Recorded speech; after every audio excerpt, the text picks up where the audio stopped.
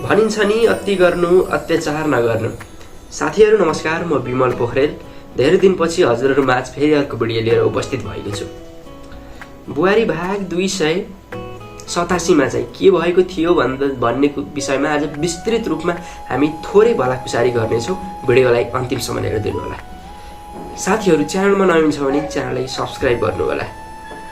बुहारी भाग 287 मा चाहिँ विशालको मृत्यु भइसकेको छ, त्यो पनि रामको हातमा। साथीहरू जब पापको घडी भरिन्छ नि मानिसको शरीरमा, जब पापको घडी भरिन्छ नि त्यसलाई पनि भगवानले लाने गर्छन्। साथीहरू जब अति गर्दा त ठिकै छ, केही भएन, अत्याचार गर्छ नि मानिसहरूले, तब चाहिँ भगवानले आफै उठाउँछन् त्यो व्यक्तिलाई जसले अरूमाथि खनिएको हुन्छ पूर्ण रूपमा। साथीहरू विशालले चाहिँ विगतका दिनहरूमा थुप्रो गल्ती गरेका थिए। साथीहरू बेचबिखनदेखि लिएर बलात्कारसम्मका ठुला केसहरू घटाएका थिए। भएन भनेर रामको बहिनीलाई पनि उनले बाध्यतापूर्वक मार्ने गराएका थिए। साथीहरू के भन्ने साथीहरू, त्यो सुन्दा चाहिँ मेरो मन पनि ससँग गर्छ, तर पनि सहनै पर्छ। अब चाहिँ हामीले विगतका कुराहरूलाई भुलेर अब चाहिँ हामीले वर्तमानका कुराहरूलाई निहाल्नुपर्छ र भविष्यका कुरालाई पनि निहाल्नुपर्छ। अब चाहिँ के होला त, अब के फेरि बिक्कीको मृत्यु हुन्छ त? अवश्य नै हुन्छ।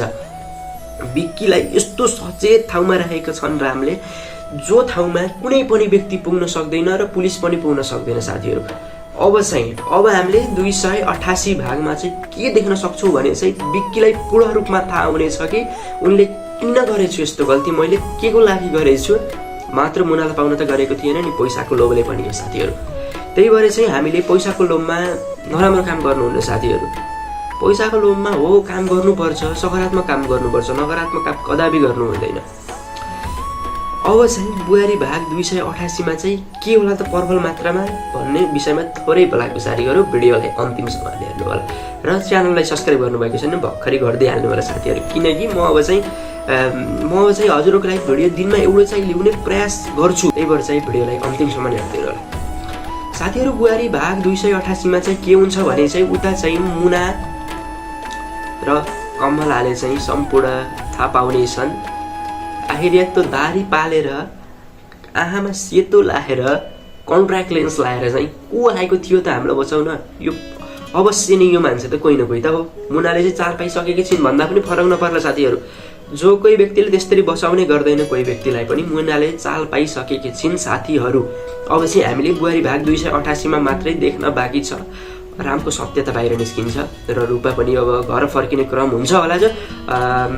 अझै रामले चाहिँ कानुनी प्रक्रिया अन्तर्गत जेल हाल्ने प्रबल मात्रामा सम्भावना देखिएको छ। सबै तिनका दिदी बहिनी अब सासू भनौँ कि के भनौँ त, सासू भन्न नि त्यसलाई लाजो मर्दो छ। रामले चाहिँ त्यस्तो कदम चाल्ने मुख्य व्यक्ति नै दुर्गा आमा हो। साथीहरू र साथीहरू हामीले चाहिँ थोरै जानकारी तपाईँहरूलाई दिएका छौँ।